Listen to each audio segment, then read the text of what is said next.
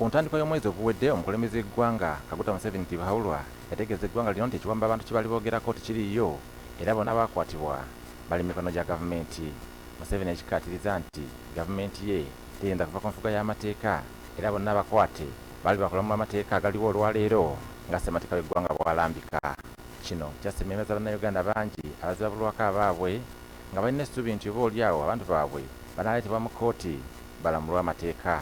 Nkuma John Bosco Kana Kambata naye okuva bamutwala gigenda kuwera myezi 4 talabikangako. Nonya mwanyi nanze ono musampusa azizi ntuse kuwempule kireka bamweganye. Wabula n'okutuusa olwaleero bangi ku baabuzibwawo tebalabikako ekisiikudde emmeeme z'abantu. Wiiki ewedde bannayuganda abazibabulwako abaabwe bakunganira ku kitebe kya NUP Kamwokya okusabira abantu baabwe era bangi balumiriza nti gavumenti eremedde abantu bano. Ssaabawandiisi wa NUP Lewis Lubongoya yasinzira wano n'alumiriza nti abantu baabwe bangi basibidde mu makomera ag'enjawulo kyokka gavumenti egaanye okubaleeta mu kkooti. Buli lunaku batulipootingirayo be bakutte bagenda eyo ne bakwata abantu bangi nnyo mu zidroni ne bababuzaawo. Embeera eno etuwaliriza okutuukirira ekitongole ky'amakomera kitangaaze ku nsonga eno. Frank Bayine nga yamwogeza ekitongole ky'amakomera yasamudde ebyogerwa nti ababuzibwawo bali mikono gyabwe n'agamba nti paawo omuntu yenna yawambibwa gwe balina n'okutuusa olwaleero. Ono agamba nti aboogera bino baagala basiiga nziro. Abantu be tulina bava mu kkooti oba ey'ekinamagye oba eya sivo oba eya kurimino. Abali ewaffe tebabulangako.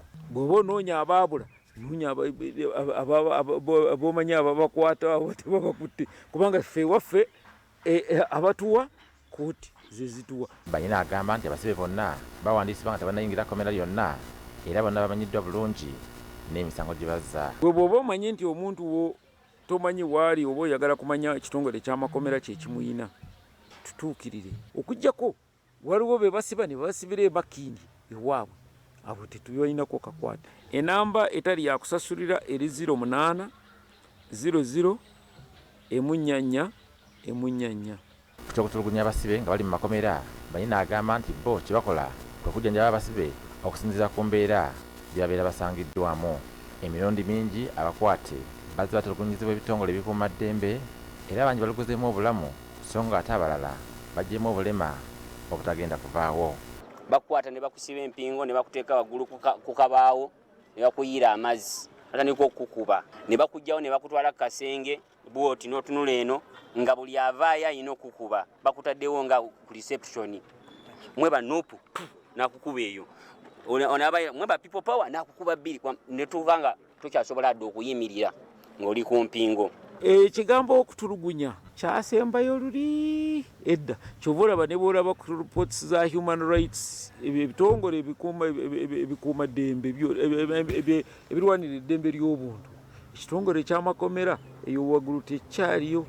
Mwasigalamu buno obumulunguse kuba nti obwomu omusirikale ekiromu yejje mu mbeera naye era akangavulwa nga bwe kitegeeza. Ye omwogezi wa poliisi mu ggwanga Fred Enanga agamba nti kyaddaaki olukalala lw'abantu abazibabuzibwawo lwakwasiddwa minisita w'ensonga z'omunda mu ggwanga General Jodong era wakulanjulira paalamenti essaawa yonna. Ekitongole kya poliisi kyafuna lisiti eyava mu CMI era ne tugiweereza eri minisita owa ensonga ez'omunda. Ffe wano we tuli eddaala lyaffe libeera wansi tetusobola ate kunyakula ofiisi ya minisita Mulamba ow'ensonga ez'omunda. Ensonga ezo ziri ku level ya parliament kati muwakadde agenda ayanjule lisiti eyo kubanga eyogera ku abo abaakwatibwa newo emisango gye babavunaana. Ensonga eno yafuka mutaggwa ezeeyogeza abakulu mu gavumenti ebitakwatagana bingi era abantu bangi bagamba nti kutuusa nga gavumenti tadde mu nkola byezeeyogera kikiyinza okussa abantu emmeeme.